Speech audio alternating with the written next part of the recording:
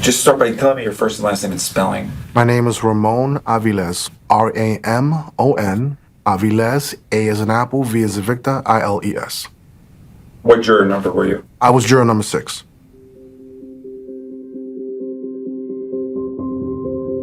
Juror number 6. He was the one who that 84-year-old witness, Dorothy Kennedy, picked out as the gunman. To me, it was one of the strangest moments in JJ's trial. I got in touch with Ramon in 2011, more than a decade after JJ's conviction, and he still remembered that moment. She pointed me out, which was something I never expected, but it was laughed at, like it was funny in a sense. I caught on to it because I saw the other jurors looking at me. And when I realized, I went, whoa, did she just pick me out? It was like, now there's something wrong with that, you know? I mean, here she is, she's at the witness stand, and she's pointing at the jury box. After that happens, and you're in a deliberation room, how do you vote guilty? That's a tough one. That's definitely a tough one. It kept coming back to the girlfriend. Ramon told me some of the jurors didn't believe JJ's girlfriend Vanessa when she testified that he'd been at home talking with his mother the morning of the murder. They thought Vanessa was covering for JJ. And once they doubted Vanessa's story, they had trouble believing JJ and his mom too. What was the first vote? Do you remember the first vote? It was pretty much split in the middle, almost. Between? Guilty and innocent.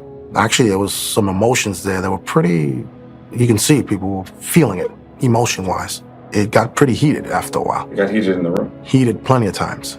In what way? I mean, first we were bickering. It was going back and forth, back and forth between innocent and guilt. Some people weren't sure. For me, it was lack of evidence to state that he was at that location. He says the jurors were stressed and worn out, especially because they had been sequestered. They couldn't go home until they reached a verdict. Remember, the jury got the case on a Wednesday and deliberated for 3 full days. I think it was Friday, if I recall.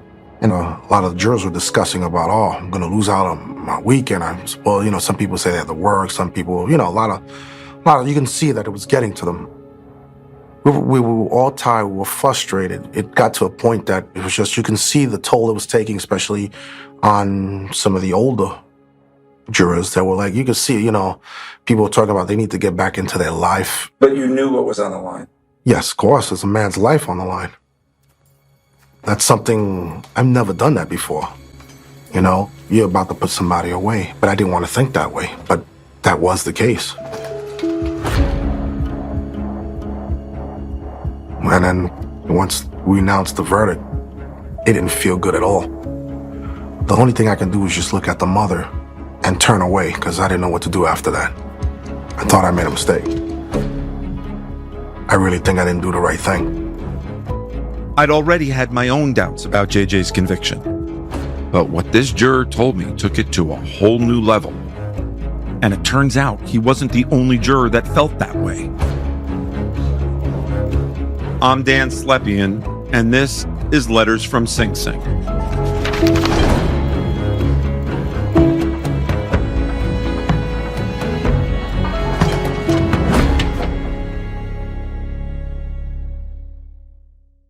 Episode 4, Peer Pressure. I am driving out to Long Island right now to see this juror, to hear what she has to say. So we'll see what she says. I tracked down another juror from JJ's trial. She agreed to meet with me as long as I didn't disclose her name. How are you? When she sees me, she immediately starts to tear up. So, you walked into this room crying. Yeah. Why? Because I ruined somebody's life. That's how I feel. It was just, I don't know how else to explain it. It's just such a horrible feeling to have over your head. I'm so lucky because this is the only regret I've ever had about anything. And I just feel so responsible because if I would have held my ground and said, no, I don't care how long we're here for, because I never thought he was guilty. I never thought he was guilty from the get-go. I never thought he was guilty. So why did you defy the way you felt? Because I felt the pressure, the immense pressure in that room. There were a few older people, and they were like, this is ridiculous. He killed a cop. And this, I'm like, he didn't kill the cop. You don't know that. Tell me about the deliberations. Okay. After we got out, the first day of trial, everyone was like exhausted, and we were all trying to figure out like a timeline that would make sense, because we got all this information, but none of it made sense. For the people who were saying that he was guilty and they were so certain about that, do you remember what their argument was? Between me and you, I think some of those people, and I don't know if I'm correct in saying this, I think some of the people in that room might have been racist, because all they knew, all they had in their head was, there's a cop that's dead, we have to defend the police. That's it. And I remember saying, this is a 23-year-old kid. That's what I said. He's a young boy. We're going to put someone in prison for the rest of their life, and we're not 100% sure? They were totally reasonable doubt. That's why I have such high emotion, because in my heart of hearts, I knew he was innocent. But I could not get enough people to see that point. Now you're sequestered. Do you remember being sequestered? Yep, we were taken in that little van, I don't know, to someplace in Queens, I think by LaGuardia Airport.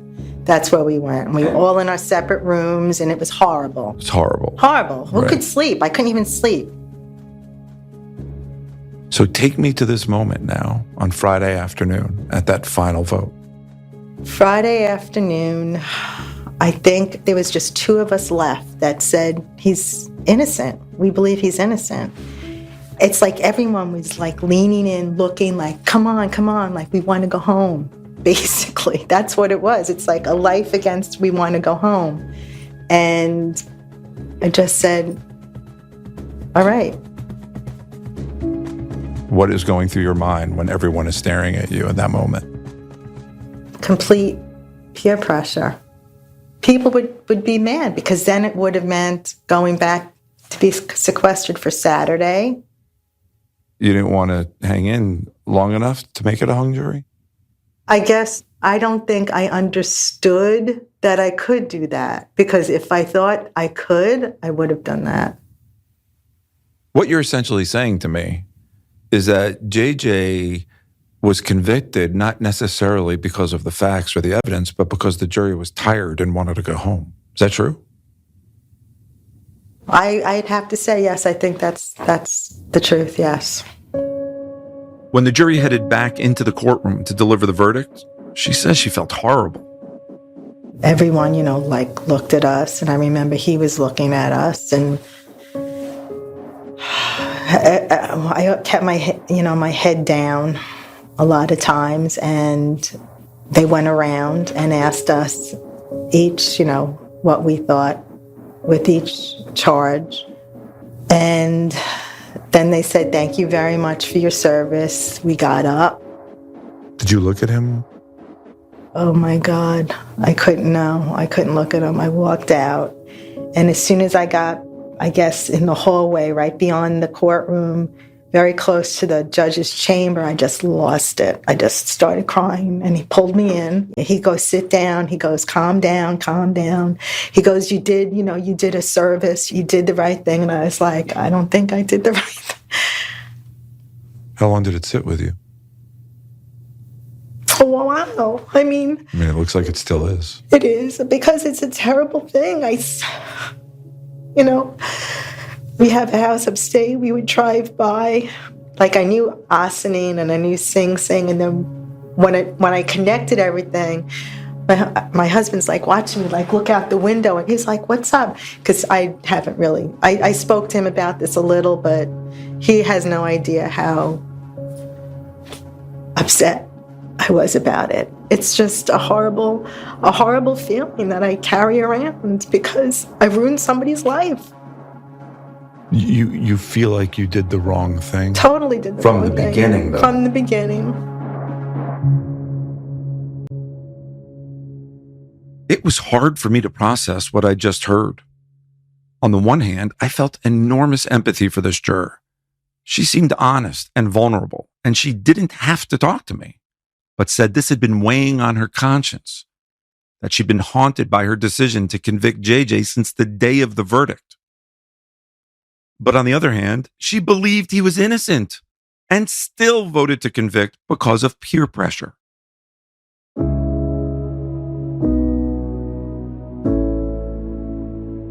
That fact alone made me wonder, if the jury hadn't been sequestered, would JJ have been convicted? We'll obviously never know the answer to that question. But here's something interesting. In 2001, 19 months after JJ was found guilty, New York State changed the law. It's no longer standard practice to sequester juries in criminal cases.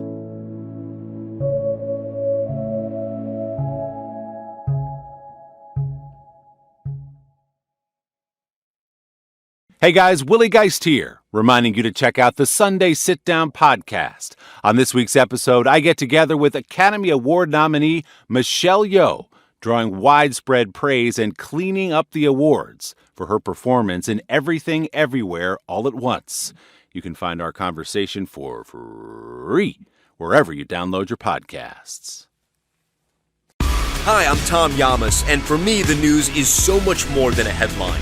It informs, it inspires, and it still matters. To cover it, you have to be in it. We'll take you to the front lines of the story, where it's actually happening, with NBC News journalists on the ground from all over the world. We cover what you need to know and bring your newsfeed to life. In primetime and streaming live, it's your news playlist.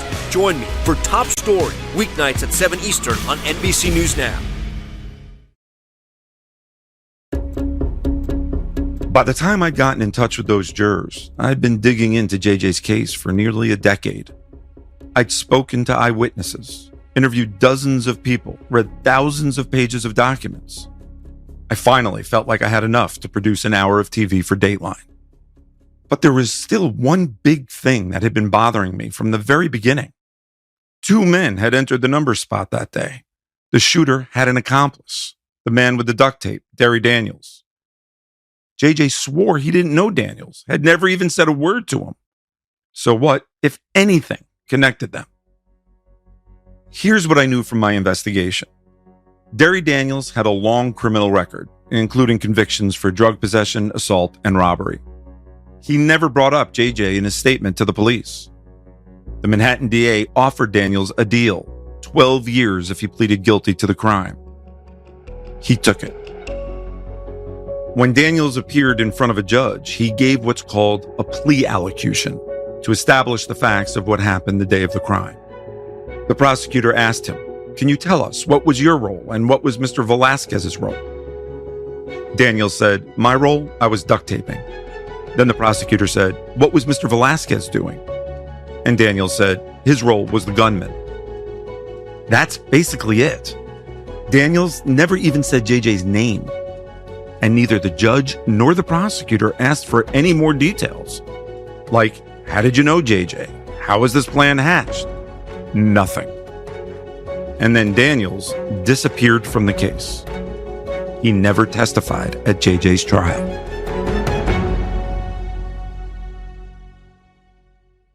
By 2011, Daniels had done his time and was out of prison. It wasn't easy to track him down, but I finally found out he was living in Newark, New Jersey. I drove to his place and knocked on the door. No one answered, so I sat outside for hours, waiting for him to come home. When he finally did, I approached him on his front steps. Daniels was hostile. He made it very clear he didn't want to talk, and then he slammed the door in my face. That was a dead end. But I did try for months to find any connection between Derry Daniels and JJ. I looked up all of their addresses as well as their relatives to see if they'd ever lived in the same neighborhood. I spoke with dozens of people. I tried to find anything that could link the two of them. But I found nothing. And by the way, neither did the police or prosecutors.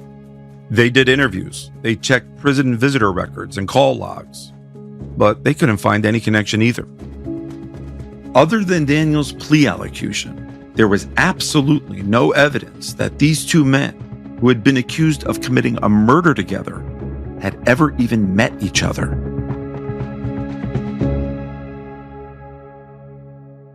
It seemed obvious to me that John Adrian Velasquez did not get a fair trial. There was so much the jury hadn't heard, and so much of the evidence that did convict JJ no longer held up. But I'm not a lawyer, so I wanted to talk it through with someone who is, someone I've known for years, someone who knows a lot about wrongful convictions. I'm Barry Scheck. I'm co-founder and special counsel of the Innocence Project and a professor of law at the Benjamin N. Cardozo School of Law. Barry is basically the godfather of the American innocence movement. In 1992, he and Peter Neufeld co-founded the Innocence Project. It's dedicated to freeing innocent people and preventing wrongful convictions. I recently met up with him. So let's start from the beginning, and I'm just going to give you some details about his case, and then you tell me what you think factors would play into that. So this murder happened at the end of January 1998 at an illegal numbers parlor in Harlem. A retired police officer ran that illegal numbers parlor, and it was in the confines of the precinct in which he used to work. So when these two guys come in and they rob the place, and a retired officer is down, a huge presence shows up, 2 command units. They start arresting people right away. Well, in the literature of wrongful convictions, which goes way back before the Innocence Project, this was known in the trade as a quote-unquote heater case. A heater case is one that attracts a lot of media attention. Barry says in these cases, there's often a rush to make an arrest, and that could lead to mistakes. I can show you in the annals of wrongful convictions that you are in big trouble if it involved the death of a police officer on the force or retired. All stops are pulled out. There is going to be a focus on solving that case, and all the formalities are pushed aside. You're going to try to get that done. So the reason JJ became a suspect was because one of the eyewitnesses who took off after the murder was found 2 days later on the street selling heroin. And the police bring him to the precinct. He admittedly has 10 bags of heroin in his underwear. They put it on the table in front of him.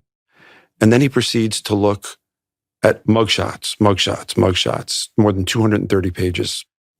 Just that scene alone, what does that tell you? Well, first of all, he has an enormous incentive to make an identification because he's going to want to help the police.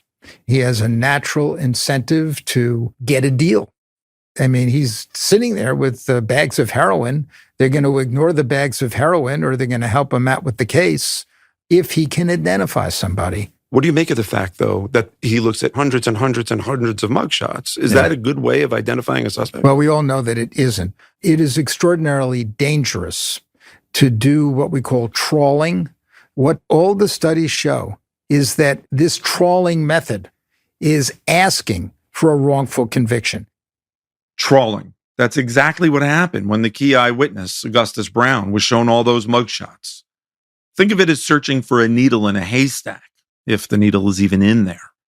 Trawling is considered so error-prone, it's no longer widely used.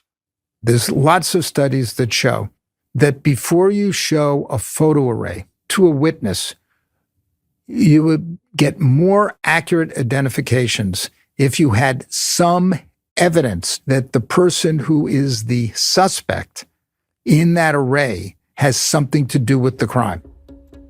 In other words, Barry says this process should be about confirming a potential suspect, not finding one. If you were to witness a crime or anybody were to witness a crime, and a couple days later you take that person and show them hundreds of pictures, do you think they would get it right more often or wrong more often? Well, we actually have numbers on this, Dan, that eyewitnesses make a mistake about a third of the time. This comes from both data in the laboratories where we conduct eyewitness experiments and also archival footage. And how can I be so sure of that number of a third? Because they go in and they select what's known as a filler. That is to say, the person in the photo array or the live lineup who you know is not the suspect, who you just pulled off the street, right? Had nothing to do with the crime. A third of the time, they'll pick a filler. In fact, he says, eyewitness misidentification is the leading cause of wrongful convictions. We're just not very good at accurately remembering what we saw, especially as more time passes. That's why the initial description a witness gives to police is so important. In this case, all the eyewitnesses initially described the shooter as a light-skinned black man. But 3 days later, JJ, who's not a black man, was picked out. And that raises another issue with JJ's case. Well, he's in a photo array, and he should not be in that photo array, and I'll tell you exactly why. The person should be selected based on the description given by the witness. So you don't put in the photo array a light-skinned Hispanic. You would want to get 6 people in addition to the suspect that matched the initial description. So JJ's case, there should have been light-skinned black men with braids. That's what they should have had. Absolutely. And he should never have been exposed, or anybody that looked like him should have been exposed. Under any scenario. Under any scenario. So from day one of JJ's case, literally the day one he gets involved, if I understand you correctly, because the detective knew the description was a light-skinned black man with braids, as soon as Augustus Brown picked him out after hundreds of pictures, there should have been a high level of skepticism? Well, they should, not a high level of skepticism. It shouldn't have happened in the first place. The act of making an identification is cognitively difficult. And there are many, many factors that have to be accounted for in order to increase reliability. You want to give a warning to a witness. I'm going to show you a series of people or photographs. And if you don't see anybody that's familiar to you, don't worry, the process will continue. That warning will cut down the number of misidentifications by 25%. Why? Because people want to help. So that's one. Number two, whoever is in that photo lineup or live lineup has to match the description given of the assailant, right? And that was not done in this case. That was not done in this case. And I should emphasize, most important of all, the identification procedure should be double-blind. That is to say that the person who is showing the photos or arranging the live lineup should not know who the suspect is. Because they might subliminally suggest They in some do way. subliminate. It's not even an issue. It's cognitive bias. It's human nature. People will have facial expressions, right? Especially when you're engaged in the competitive enterprise of trying to catch the bad guy, right? If somebody comes in and points to the person that you've spent all this time investigating and believe committed the crime, you're going to betray something. So the fact that the lead detective knew JJ was a suspect and conducted the live lineup was a problem. Of course it's a problem. It's a huge problem. It's one of the key factors in leading to wrongful misidentifications.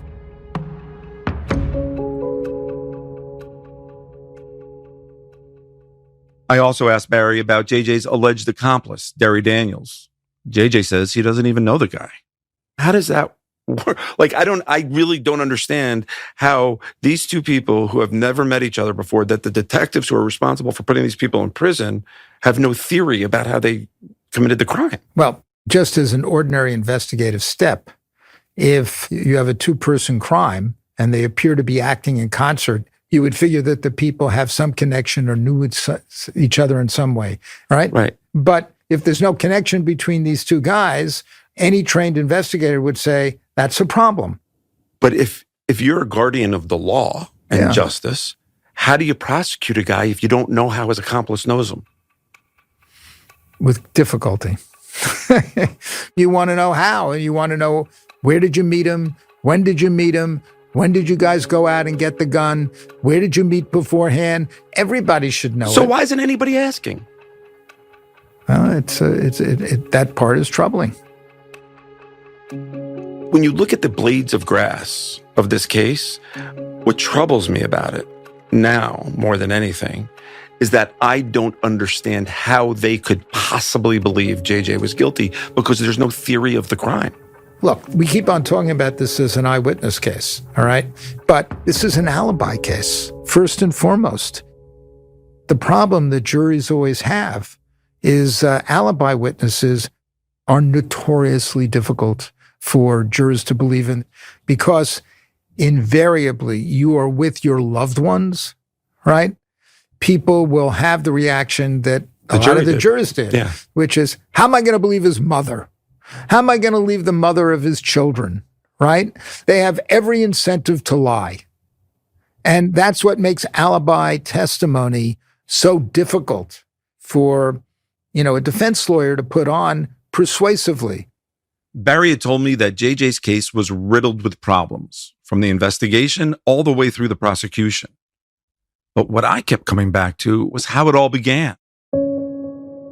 The whole case against JJ led back to a single moment, the moment Augustus Brown picked out his mugshot. Barry had told me that JJ's picture should have never been shown to him. But I learned it went beyond that.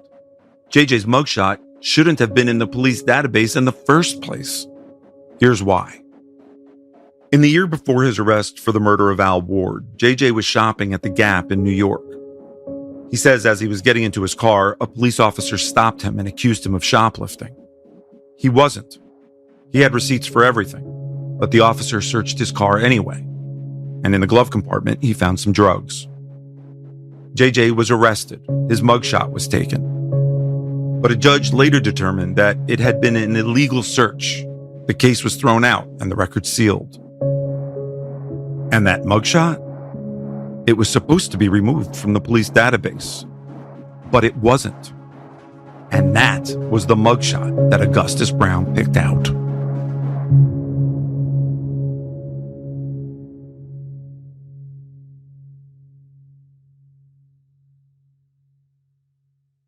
Hi, I'm Lester Holt with NBC Nightly News. The past couple of years have been challenging and exhausting for so many, and the headlines can often feel overwhelming. We all want answers. We want to know what it all means for us and our families. These are the questions we try to answer every night, making sense of the major stories and learning about the people and moments that inspire us. I hope you'll join me every evening. Watch NBC Nightly News with Lester Holt or listen wherever you get your podcasts. What if your daughter disappeared? Your mother, your son? What if years have passed and you're no closer to finding them? When a person goes missing, their story doesn't stop there. Each week, Missing brings you stories of missing persons and justice, sourced from the case file of the nonprofit Private Investigations for the Missing. Listeners say Missing is the most binge-worthy podcast of all time. Search Missing wherever you listen to podcasts. Missing, where mysteries have a mission.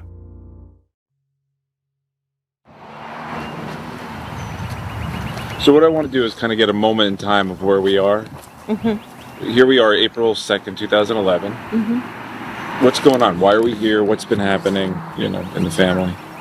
I'm with JJ's mom, Maria. We're going to see JJ's older son, John. How old is he now? He's 16. He's going to be 17 in August. It's been almost 2 years since John told me about the time he was chased by an undercover police officer. Nothing happened then, but now he's gotten into some trouble. He got involved with the wrong crowd in the street and just kept becoming one big problem after another. And although he's very smart and when he applies himself in school, he does well, he wasn't, going to school. He wasn't doing what he needed to do. And, the family court got involved, and then he got into a situation with another kid and the cops were involved. And that's why he's here at the Phoenix Academy trying to get his life together and understanding that, you have to learn how to cope with your problems in different ways. The Phoenix House Academy is a residential program for kids who have gotten into trouble with the law. A judge ordered John to spend 6 months here. How much do you think his dad's incarceration has to do with what he's going through now? It was sad because it was sort of like he wanted to be his father. Like he told me one day, I'm gangster. And I said, you're not gangster. And if you're saying you're gangster because you think your father is gangster, your father's not gangster. You know that your father, didn't do what they say that he did. And, if you want to be your father, then you be your father. Your father is a decent human being who's trying to make his life better. It's not about being in the street. We jump into her car and head to the Phoenix Academy. John's been given permission to leave for the weekend to spend time with his grandma. He's probably anxious because I'm a little late. Wait. When he comes out, I can't believe how much he's changed. Wow, do you look like your father? Yeah. He's almost as big as you. Seriously, he's changed. No, I know. The braces are off. We head to a small coffee shop. It's noisy inside. John tells me what it's been like for him at the Phoenix Academy. So I had took this anger management course, and when I first came in, like, I'm not gonna lie, I've been having anger since I was young. Like, sometimes I don't know how to control it. Sometimes it's just something that happens and I black out. So, and here, like, they have told me something called coping skills. A coping skill is basically like when I'm mad, I just go to my room and think, or play cards, or read letters, like something that's gonna keep my mind off what just happened. Not like to keep it inside me, but to let it out in a way that's positive, not to retaliate in a negative way. Have you ever thought about why you get so mad? Sometimes I like to blame it on my father, but then like I don't want to.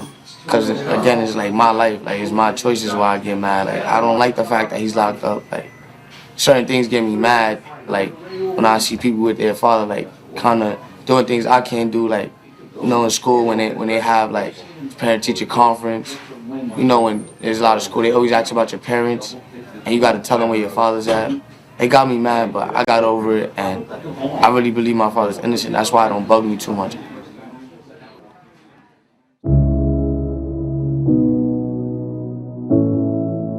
I'd first met John and his brother Jacob when they were just little kids.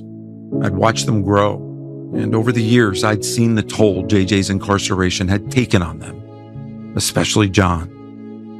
Now he was almost 17, old enough to visit his father on his own. He'd never done this before.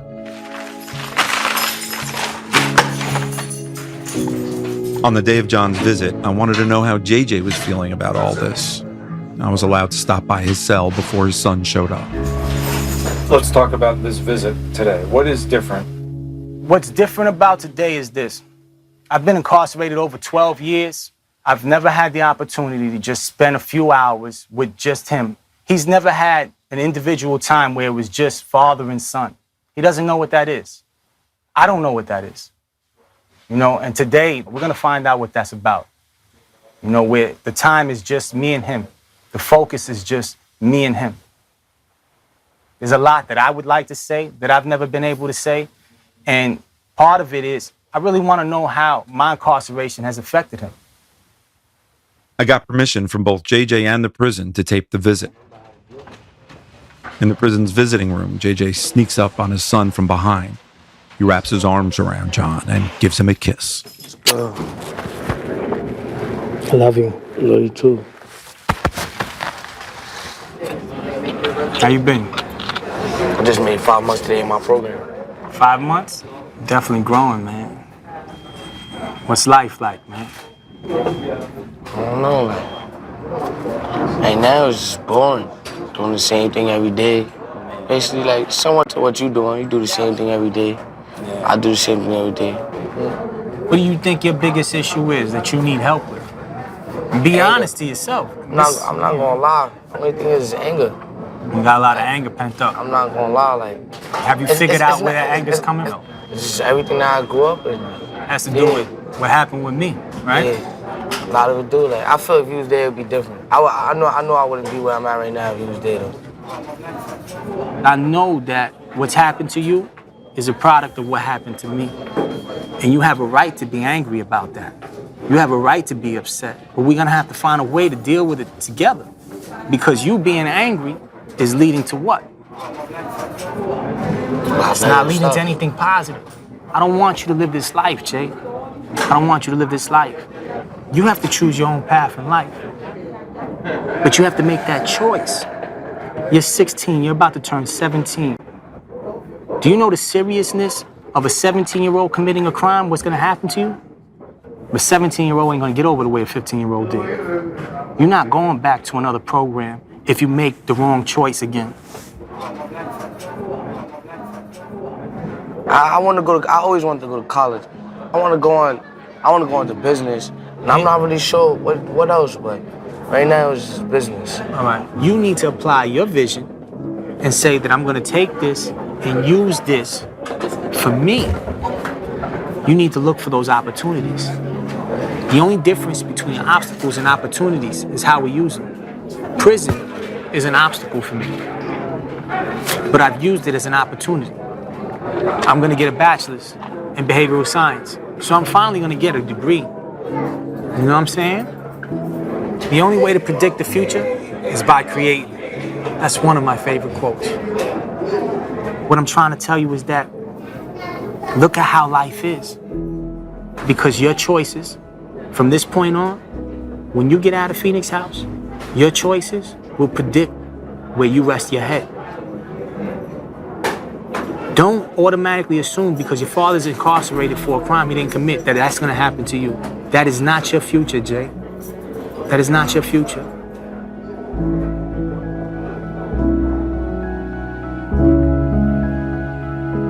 JJ likes to say the only way to predict the future is by creating it.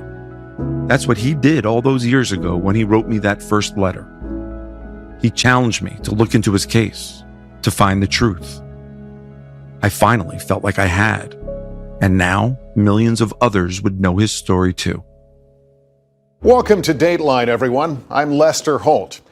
It was one of the first murders of the year. On February 12th, 2012 at 7 p.m. Eastern, my hour about JJ aired nationally on Dateline.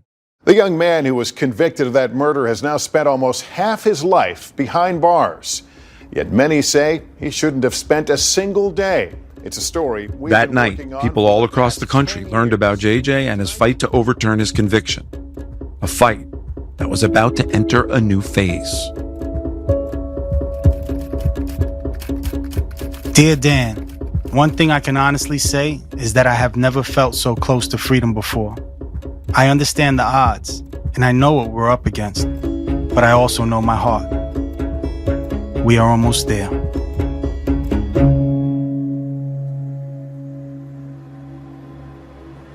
Next time. Right from the beginning, I knew there was a problem. It was an interrogation. It was a 3-hour interrogation. They had no interest in the truth.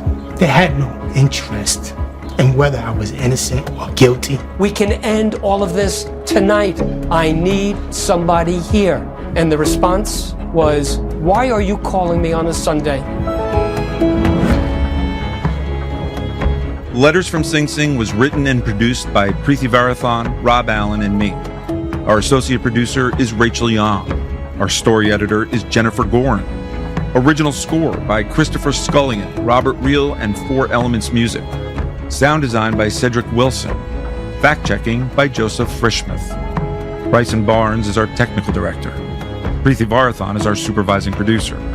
Soraya Gage, Reed Cherlin, and Alexa Danner are our executive producers. Liz Cole runs NBC News Studios. Special thanks to Sean Gallagher.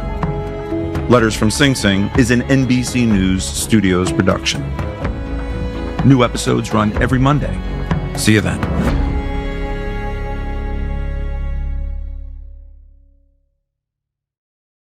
Hey everybody, it's Savannah Guthrie. And I'm Hoda Kotb, and we've got some great news to share. The Today Show is now available wherever you get your podcasts. Can you believe that? Right now, you can get your daily dose of news and headlines and the day's top interviews from us right here every single morning. We have what you need to start your day, and it's available every day, wherever you get your podcasts. So why not subscribe and follow today to start listening?